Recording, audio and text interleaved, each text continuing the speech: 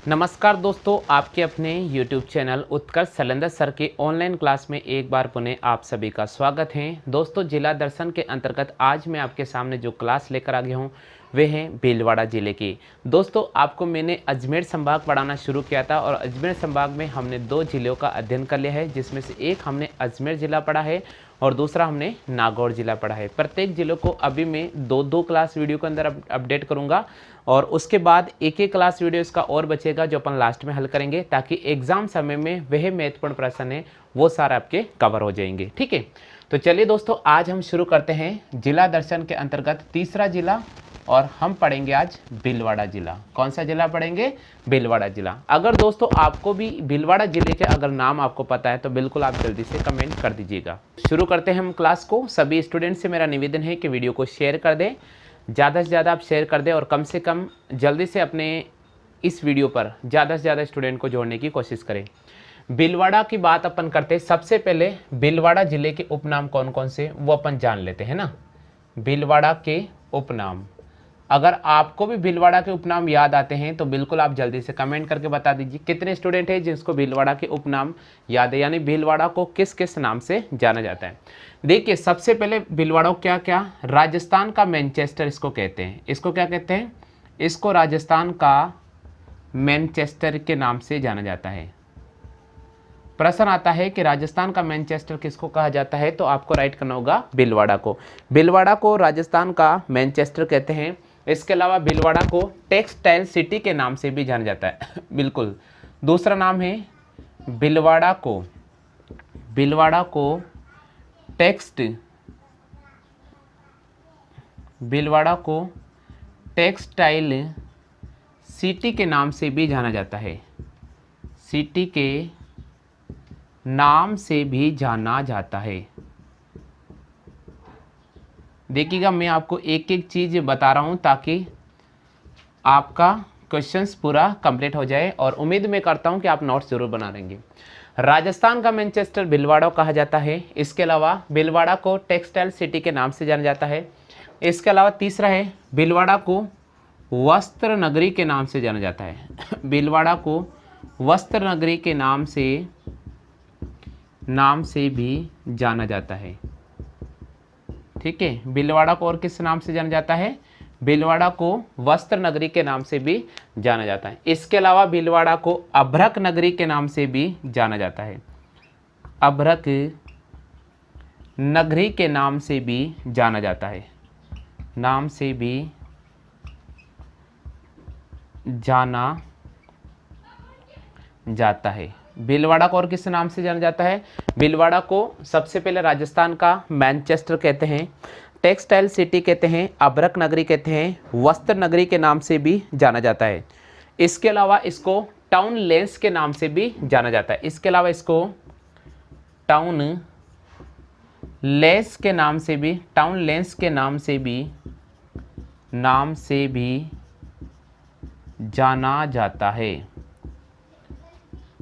जाना जाता है। बिल्कुल क्लियर हो गया। इसके अलावा इसको किस नाम से जाना जाता है? इसके अलावा इसको टाउन लेंस के नाम से भी जाना जाता है। इसके अलावा और क्या कहते हैं? इसको जू ऑफ मिनरल भी कहते हैं। क्या कहते हैं?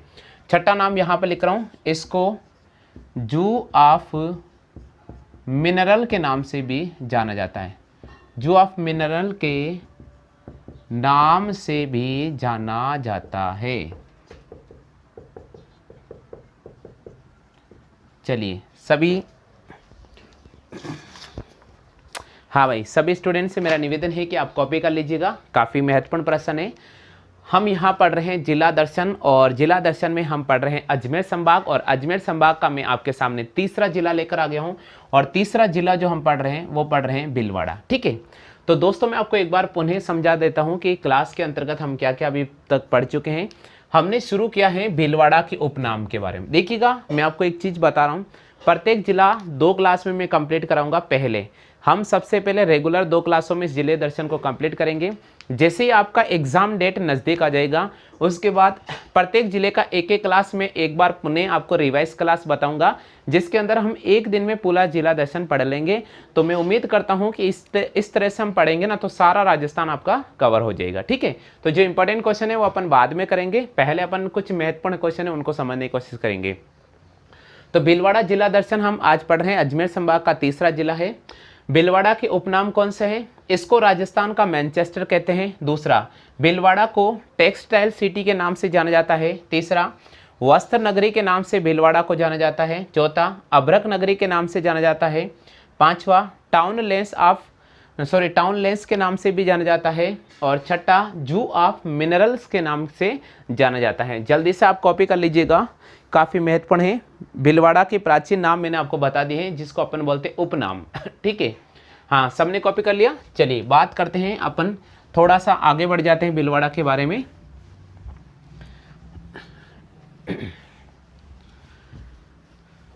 चलिए दोस्तों, हम आगे लिखते हैं इसके बारे में। सबसे पहले अब बात करते हैं भीलवाड़े का क्षेत्रफल कितना है। ठीक है, तो यहाँ अपन बात करेंगे भीलवाड़ा का क्षेत्रफल।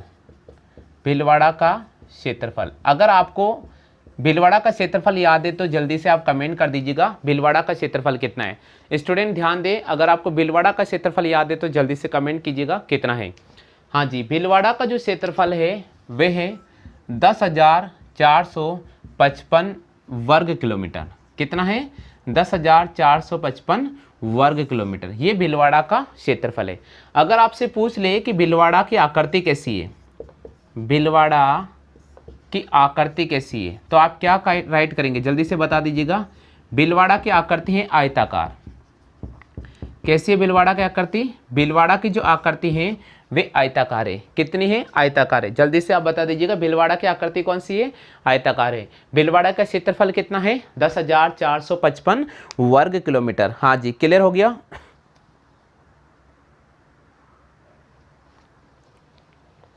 चलिए, कई बार ये प्रश्न पूछा जाता है कि यार इसको भीलवाड़ा ही क्यों कहा जाता है, इसको भीलवाड़ा ही क्यों कहा जाता है। इसका कारण मैं आपको बता देता हूँ।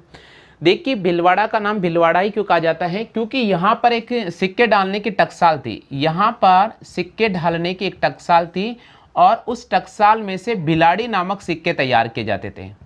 कौन से सिक्के तैयार किए जाते थे? भिलाड़ी नामक सिक्के। यानी प्राचीन समय की बात है, बहुत पहले की बात है। यहाँ पर एक सिक्के ढालने की टकसाल थी और उस टकसाल में जो सिक्के बनते थे भिलाड़ी नामक सिक्के बनते थे और उन्हीं भिलाड़ी नामक सिक्के कारण यहाँ इस स्थान का जो नाम पड़ गया था, आगे चलकर भीलवाड़ा पड़ गया था। क्लियर हो गया? तो जल्दी से आप इसकी कॉपी कर लीजिएगा। आगे अपन बात करते हैं।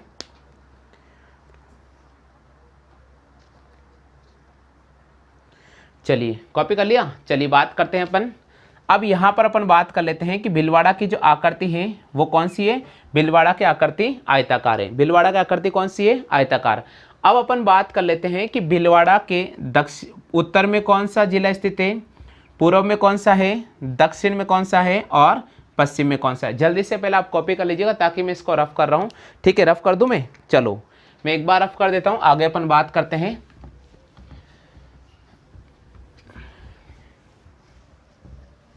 चलिए, जैसा मैं डायग्राम बना रहा हूँ वैसा बना लीजिएगा, ताकि क्या होगा, थोड़ा क्वेश्चंस और अच्छी तरह से कंप्लीट हो जाएगा आपको, है ना। इस प्रकार ये भीलवाड़ा की आकृति मैंने आपको बना दी है। ये लिखा है भीलवाड़ा और भीलवाड़ा का क्षेत्रफल कितना है? 10,455। ठीक है, चलिए बात करते हैं भीलवाड़ा के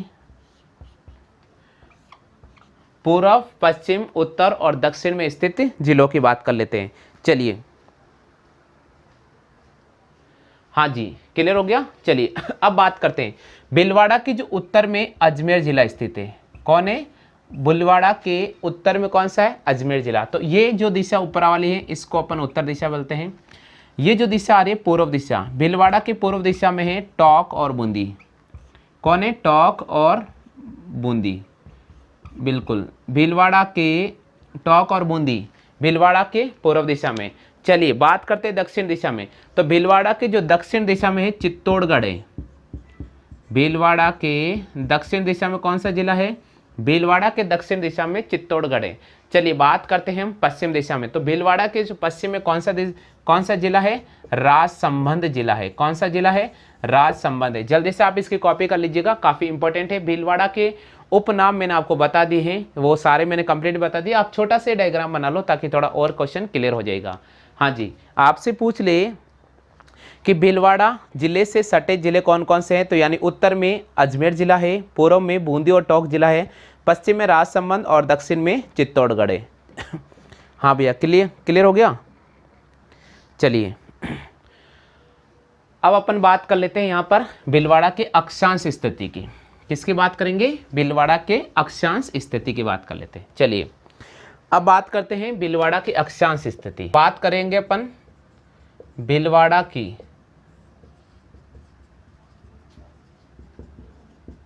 अक्षांश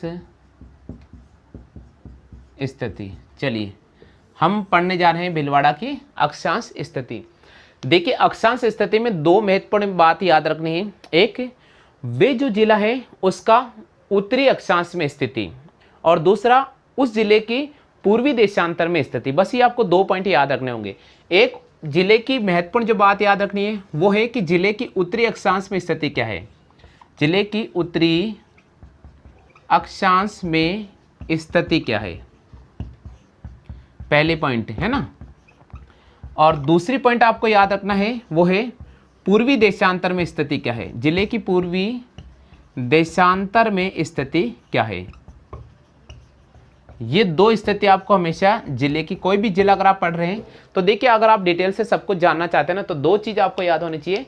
एक, जिले की उत्तरी अक्षांश में स्थिति क्या है, और दूसरी जिले की देशांतरी इस विस्तार क्या है, जिसको अपन बोलते हैं पूर्वी देशांतर में स्थिति। अगर अपन बात करते हैं कि यहाँ पर उत्तरी अक्षांश में स्थिति क्या है, तो भीलवाड़ा जिले की उत्तरी अक्षांश में स्थिति है 25 डिग्री से 27 डिग्री 50 मिनट उत्तरी अक्षांश पर। कहाँ पर है? देखिए भीलवाड़े की उत्तरी अक्षांश में स्थिति कौन सी है? 25 डिग्री से 27 डिग्री और 50 मिनट उत्तरी अक्षांश। क्लियर हो गया आगे सभी को? चलिए अगला आपके सामने दूसरा दे रखा है पूर्वी देशांतर में स्थिति। कौन सा है?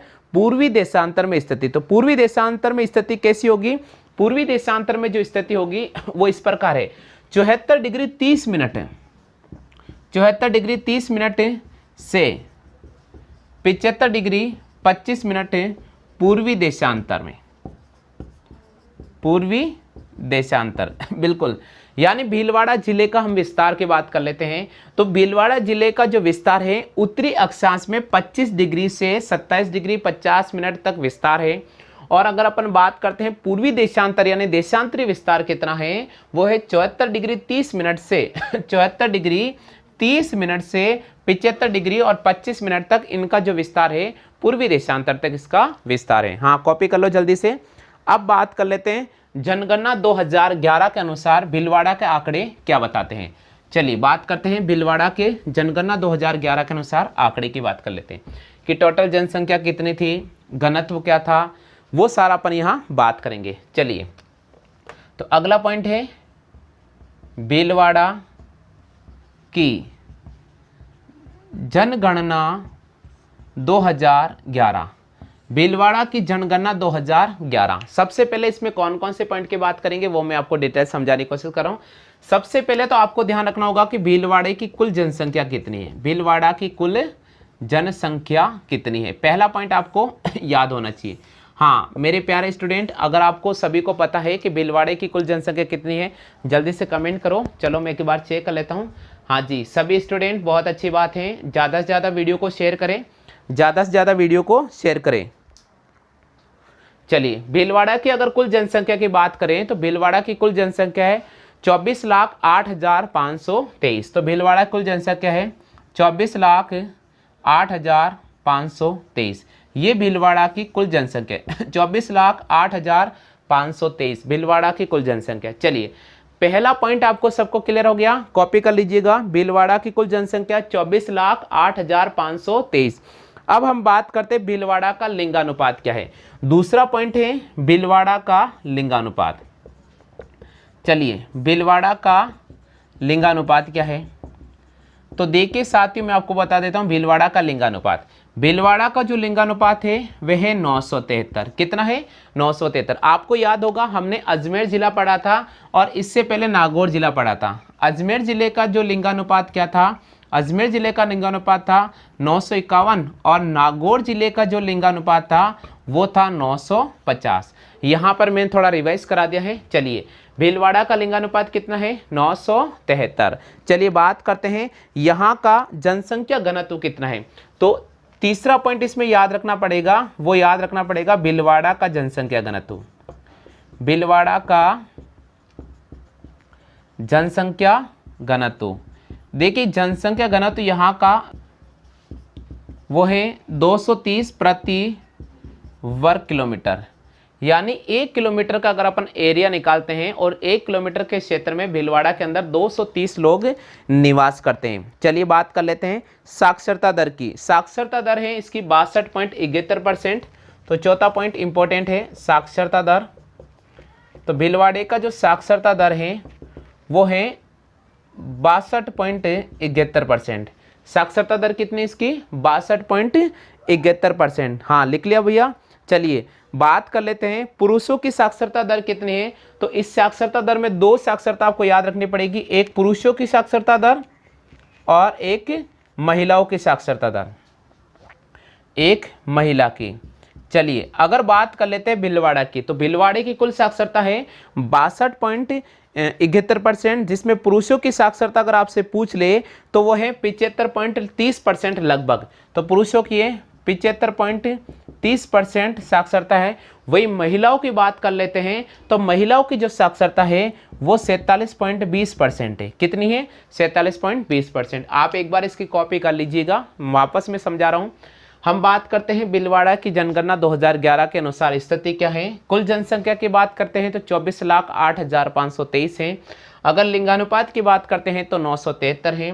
भीलवाड़ा का जनसंख्या घनत्व की बात करते हैं तो 230 है और साक्षरता दर की बात करते हैं तो 62.71% है। पुरुषों की साक्षरता 75.30% है और महिलाओं की साक्षरता 47.20% है। कॉपी कर लो जल्दी से। हाँ जी कॉपी कर लीजिएगा ताकि मैं आपको अगले इंपॉर्टेंट चीज़ें बता देता हूँ। बहुत ही महत्वपूर्ण है ये टॉपिक्स और आपको ध्यान रखना है कि इनमें से क्वेश्चंस तो जरूर लगते हैं भैया, है ना। हाँ जी क्लियर हो गया। चलिए बात करते हैं अगले टॉपिक की बात करते हैं इसी में।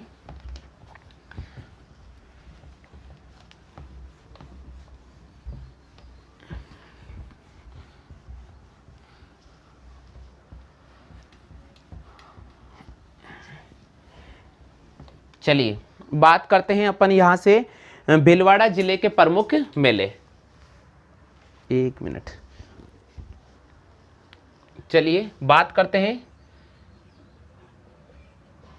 भीलवाड़ा जिले के प्रमुख मेले। बिल्कुल, आपको अगर याद है कि भीलवाड़ा में कौन कौन से मेले भरते हैं तो आप जल्दी से कमेंट कर दीजिएगा। मैं आपका कमेंट सेक्शन चेक कर लेता हूँ। भीलवाड़ा जिले में लगने वाले प्रमुख मेले जब जल्दी से बता दीजिएगा। देखिए आपने नाम सुना होगा सवाई भोज का मेला। बिल्कुल सवाई भोज का मेला आसिंद में लगता है भैया। सवाई भोज का मेला भीलवाड़ा के अंदर एक जो मेला प्रमुख रूप से लगता है वह है सवाई भोज का मेला आसिंद में लगता है। ध्यान है सबको, सवाई भोज का मेला कहाँ लगता है? आसिंद में लगता है। और अगर आपसे पूछ ले कि कब लगता है तो आपको याद रखना होगा भादवारी शुक्ल पक्ष षष्ठमी को लगता है, यानी भादवारी शुक्ल पक्ष छठे को लगता है। तो अपन इसको ऐसे भी लिख सकते हैं, भाद्रपद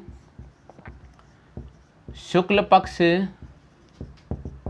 षष्ठी यानी 6 को ये मेला आयोजन किया जाता है। और कहाँ पर आयोजन होता है? आसिंद के अंदर होता है। क्लियर हो गया। चलिए एक मेला आता है सोरत का मेला। आपने याद होगा सोरत का मेला। सोरत का मेला भी कहाँ लगता है अगर आपसे पूछ ले? सोरत का, जिसको अपन त्रिवेणी धाम मेला भी कहते हैं, जिसको अपन त्रिवेणी धाम मेला भी कहते हैं। सोरत का मेला ये भी कहाँ लगता है? भीलवाड़ा में। हाँ जी, जिन स्टूडेंट को पता है कि कहाँ लगता है जल्दी से कमेंट कर दीजिएगा। हाँ जी, त्रिवेणी धाम मेला के नाम से कहते हैं। कहाँ लगता है जल्दी से बताओ। ये मेनाल में लगता है, मांडलगढ़ में। कहाँ लगता है? मेनाल के अंदर लगता है, मेनाल के अंदर लगता है मांडलगढ़। और कब लगता है? ये लगता है शिवरात्रि के पर्व पर। कब लगता है? शिवरात्रि के पर्व पर लगता है। चलिए, एक मेले का नाम आपने सुना होगा, फूलडोल का मेला। तीसरा जो मेला महत्वपूर्ण है वो आ रहा है फूलडोल का मेला, फूलडोल का मेला। चलिए स्टूडेंट बता दीजिएगा ये मेला कहाँ लगता है, फूलडोल का मेला कहाँ लगता है, जल्दी से बता दीजिएगा।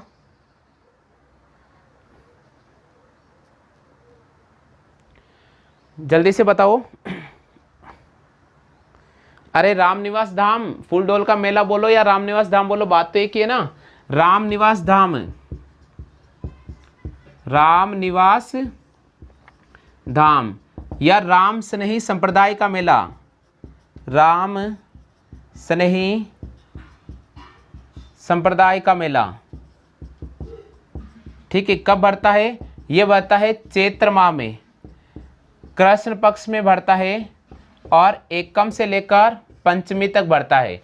एकम से लेकर पंचमी तक बढ़ता है राम स्नेही का मेला, फूलडोल का मेला, और रामनिवास धाम के नाम से भी जाना जाता है। हाँ जी, कर लिया कॉपी सबने। चलिए, आपने नाम सुना है क्या धनोप माता का? नाम सुना धनोप माता का? बिल्कुल, धनोप माता का जो मेला है वो भी कहाँ बढ़ता है? भीलवाड़ा में बढ़ता है। कहाँ बढ़ता है? भीलवाड़ा में। चलिए चौथे मेले की बात करते हैं। नाम सुना होगा आपने धनोप माता का मेला, धनोप माता का मेला। ये भी कहाँ बढ़ता है? धनोप माता का जो मेला है वो भी भीलवाड़ा में बढ़ता है। हाँ जी, धनोप माता का मेला, कई बार प्रश्न आता है कि धनोप माता का मेला कौन सी दो नदियों के बीच में बढ़ता है, तो आपको याद रखना पड़ेगा खारी और मानसी नदी, खारी और मानसी नदी के बीच में, खारी और मानसी नदी के बीच में बढ़ता है। कब बढ़ता है? आपको पता नवरात्र में बनता है, लेकिन चैत्र की शुक्ल पक्ष एकम से लेकर नवमी तक ये मेला आयोजन किया जाता है। देखिए मैंने आपको एक चीज लिखी, शॉर्टकट में लिखी, चैत्र शुक्ल पक्ष यानी चैत्र का महीना होता है, चांदनी रात में ये मेला बढ़ता है। एकम से लेकर नवमी यानी शुक्ल पक्ष में नवरात्र होते हैं, चैत्र के नवरात्रे और अश्विन के नवरात्रे में भी मेला का आयोजन किया जाता है। आप तो ये ध्यान रखें, नवरात्रों में ये मेला आयोजन किया जाता है। ठीक है, धनोप माता का मेला है, खारी और मानसी नदी के बीच में बढ़ता है। चलिए, आपने नाम सुना है तिलस्वा महादेव का मेला, कहाँ पर बढ़ता है? मांडलगढ़ में बढ़ता है ये भी।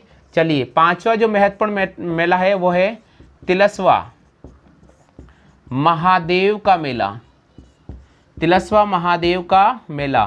कब बढ़ता है ये? ये भी शिवरात्रि पर बढ़ता है, शिवरात्रि के पर्व पर बढ़ता है। कहाँ बढ़ता है? मांडलगढ़ में बढ़ता है, मांडलगढ़ में बढ़ता है। मांडलगढ़ कहाँ आता है? भीलवाड़ा में आता है। कॉपी कर लो जल्दी से। चलिए, प्रमुख मंदिरों की बात कर लेते हैं अब। देखिए, आप साथ के साथ नोट्स बनाते चलें, बहुत इंपॉर्टेंट क्लास है, मिस नहीं करना है ना, ध्यान रखिए वाली। चलिए, हाँ, अब अपन बात कर रहे हैं प्रमुख मंदिर।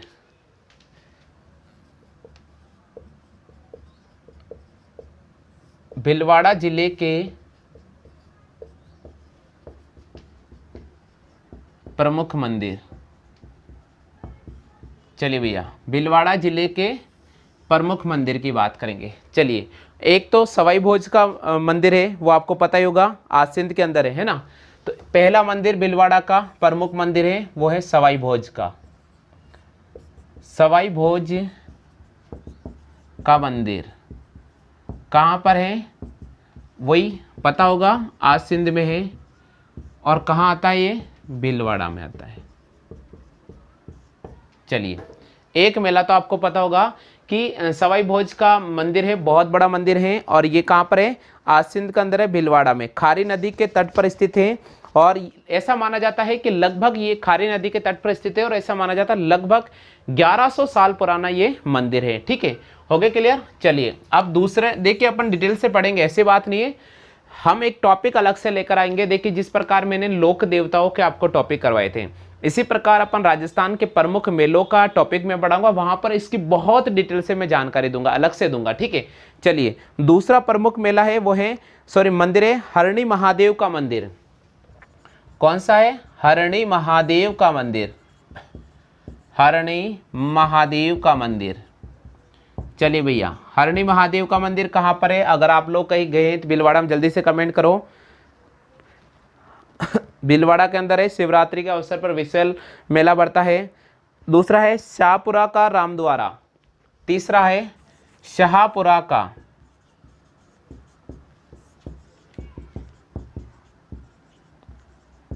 रामद्वारा। बिल्कुल, ये भी प्रमुख एक मंदिर है। हाँ लिखते चलो, सब लोग लिख रहे के साथ राम सनई संप्रदाय के संस्थापक श्री रामचरण जी महाराज ने राम सनई संप्रदाय की मुख्य गद्दी शाहपुरा में 1751 में स्थापित की थी और प्रतिवर्ष चैत्र के महीने यानी एकम से लेकर पंचमी तक इस मेले का आयोजन किया जाता है। ठीक है, हो गया क्लियर? चलिए और चौथे मंदिर की बात करते हैं। हाँ सभी स्टूडेंट को बिल्कुल क्लियर दिख रहा है? जल्दी से कमेंट करो भैया, सभी को क्लियर दिख रहा है क्या? तिलस्वा महादेव का मंदिर, आपको मैंने पहले ही बता दिया था। तिलस्वा महादेव का मंदिर, महादेव का मंदिर कहाँ पर है? भीलवाड़ा के अंदर है। हाँ जी, मैं नीचे लिख रहा हूँ, दिख रहा है आप सभी को? और बाईसा महारानी का मंदिर, आपको पता होगा एक बहुत इंपॉर्टेंट मंदिर है, वो है बाईसा महारानी का मंदिर। बाईसा महारानी का मंदिर, ये भीलवाड़ा के कुछ ऐसे प्रमुख मंदिर हैं जो पर्यटक की दृष्टि से अपने आप में बहुत अपना स्थान रखते हैं और बहुत ही इंपॉर्टेंट है, जहाँ पर अक्सर पर्यटक आते रहते हैं घूमने के लिए। ठीक है हाँ जी, क्लियर हो गया? चलिए बात करते हैं अब अपन यहाँ से अपन थोड़ा आगे चलते हैं। हाँ सभी कॉपी कर लीजिएगा। अब बात करेंगे भीलवाड़ा की प्रमुख नदियों के बारे में। नदियाँ जब अपन पढ़ाएंगे, इन नदियों के उद्गम स्थान के बारे में बात करेंगे, नदी कहाँ से निकलती है, इनकी कौन कौन सी सहायक नदियाँ है, सारी अपन वहाँ डिटेल से बात कर लेंगे। अभी अपन जिला दर्शन पढ़ रहे हैं तो इसलिए वहाँ पर यहाँ पर अपन डिटेल से नहीं पढ़ेंगे, ध्यान रखिएगा, बिल्कुल मैं वहाँ कराऊंगा। चलिए भीलवाड़ा जिले की नदियाँ, चलिए भैया भीलवाड़ा में कौन कौन सी नदी आती है? जल्दी से कमेंट करो, भीलवाड़ा में कौन कौन सी नदी आती है? सबको दिख रहा है? हाँ चलिए बहुत अच्छी बात है। भीलवाड़ा में कौन कौन सी नदी आती है? एक नदी का नाम सुना होगा आपको, मेज नदी। मेज नदी कौन सी नदी है? मेज नदी, नाम सुना? मेज नदी। चलिए मेज नदी, आप मुझे बताइए मेज नदी का उद्गम कहाँ से होता है? जल्दी से कमेंट करें, मेज नदी का उद्गम कहाँ से होता है? कहाँ से होता है भैया? अरे इसका जो उद्गम होता है मांडलगढ़, मांडलगढ़ के समीप बिजोलिया की पहाड़ियों से होता है। बिजोलिया की पहाड़ी से, बिल्कुल। मेज नदी का उद्गम कहाँ से होता है? मांडलगढ़ के समीप होता है, बिजोलिया की पहाड़ी से। यह नदी कोटा जिले के भैंसखाना गांव में चंबल नदी के अंदर मिल जाती है।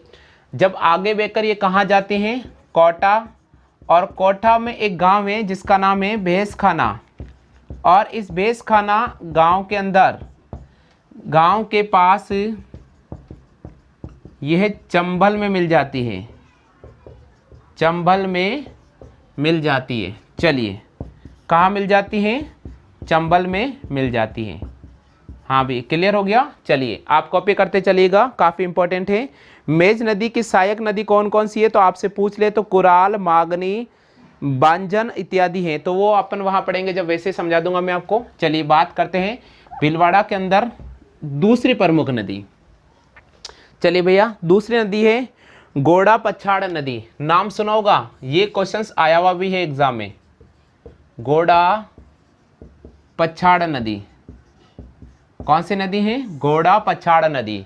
हाँ आप लोग बता दीजिएगा गोड़ा पछाड़ नदी कौन सी है? देखिए आप, इस नदी का जो उद्गम होता है बिजोलिया झील से होता है। कहाँ से होता है? बिजोलिया झील से होता है। तो इस नदी का जो उद्गम होता है वो बिजोलिया झील से होता है। इस नदी का उद्गम कहाँ से होता है? इस नदी का उद्गम होता है वो बिजोलिया झील से होता है। चलिए, ये सागवाड़ा के पास मांगली नदी में मिल जाती है और आगे जाकर किस में मिलती है? ये सागवाड़ा के पास में मांगली नदी में मिल जाती है, मांगली नदी में मिल जाती है। तो ये आप ध्यान रखना, छोटी छोटी बातें हैं जो एग्जाम में पूछ ली जाती हैं, तो कई बार बच्चे छोड़ देते हैं। हाँ जी, गोड़ा पछाड़ नदी पर एक बांध बना हुआ है गरदड़ा नामक स्थान पर, वो भी कई बार आ जाता है, तो आप ध्यान रखना। गोड़ा पछाड़ नदी पर एक बांध बना हुआ है गरदड़ा के निकट, ठीक है, तो ये आप ध्यान रखना। चलिए, तीसरी नदी आ रही है मानसी नदी। तीसरी नदी कौन सी है? मानसी नदी। अच्छा, मानसी नदी कहाँ से निकलती है? बिल्कुल मांडलगढ़ से निकलती है। ये भी मांडलगढ़ से निकलती है। अब सुनिएगा, बहुत इंपॉर्टेंट है, कई बार प्रश्न आया हुआ है कि मानसी नदी कहाँ से निकलती है। तो मानसी नदी मांडलगढ़ के निकट एक स्थान है जिसका नाम है करणगढ़। कहाँ से? मांडलगढ़ के पास में एक स्थान है जिसका नाम क्या है? करणगढ़। तो मांडलगढ़ से निकलती है तो आप इसको करणगढ़ भी बोल सकते हो। बिल्कुल, कई बार तो आता है कि मांडलगढ़ के निकट से, प्रश्न आता है मांडलगढ़ के निकट से निकलने वाली कौन सी नदी है, तो मानसी नदी को राइट करना पड़ेगा अगर ऑप्शन है तो। ये भी पूछ सकता है कि करणगढ़ से कौन सी नदी का उद्गम होता है, तो करणगढ़ से कौन सी नदी का उद्गम होता है? मानसी नदी का उद्गम होता है करणगढ़ से। बिल्कुल। अब आगे चलकर क्या करती है? आगे चलकर ये अजमेर की सीमा पर खारी नदी में मिल जाती है। अजमेर की सीमा पर खारी नदी में मिल जाती है। बिल्कुल, आगे जाती हैं, अजमेर की सीमा के निकट कौन सी नदी में मिलती है? खारी नदी में मिलती है। हाँ भाई, क्लियर हो गया। चलो, मेनाल बहुत इंपॉर्टेंट नदी है। मेनाल नदी भीलवाड़ा के अंदर बहुत महत्वपूर्ण है।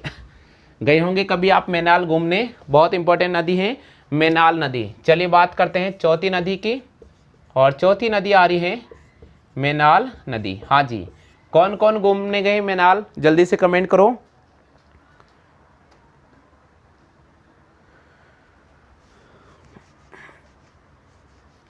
हाँ जी, कहाँ से निकलती है जल्दी से बता दो। मांडलगढ़ के समीप बिगोद की पहाड़िया से निकलती है। मांडलगढ़ के समीप कहाँ से निकलती है? बिगोद की पहाड़ी से। तो मैं लिख रहा हूँ यहाँ पर, मांडलगढ़ के समीप बिगोद की पहाड़ी से निकलती है। बिगोद की पहाड़ी से निकलती है। चलिए, एक तो प्रश्न ये याद रखना कि मेनाल नदी कहाँ से निकलती है? मांडलगढ़ के समीप बिगोद की पहाड़ी नामक स्थान से या बिगोद की पहाड़ी से निकलती है। बिल्कुल, और आपको पता है इस पर एक त्रिवेणी संगम बनता है। बेडच, मेनाल और बनास नदी का एक त्रिवेणी संगम बनता है। बिल्कुल, बेडच मेनाल, बेडच मेनाल और कौन सी? बनास नदी। और कौन सी? बनास नदी। ये त्रिवेणी संगम बनाती है, ये त्रिवेणी संगम भी हम बनाती है। हाँ जी, क्लियर हो गया। चलिए बात करते हैं नेक्स्ट नदी की।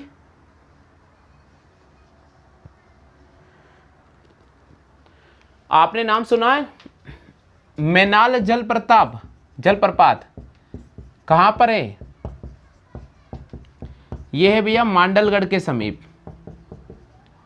मांडलगढ़ के समीप, मांडलगढ़ के समीप क्या है? मेनाल जलप्रपात है। क्लियर हो गया। चलिए बात करेंगे नेक्स्ट की। चलिए बात करते हैं नेक्स्ट पांचवी नदी की। चलो,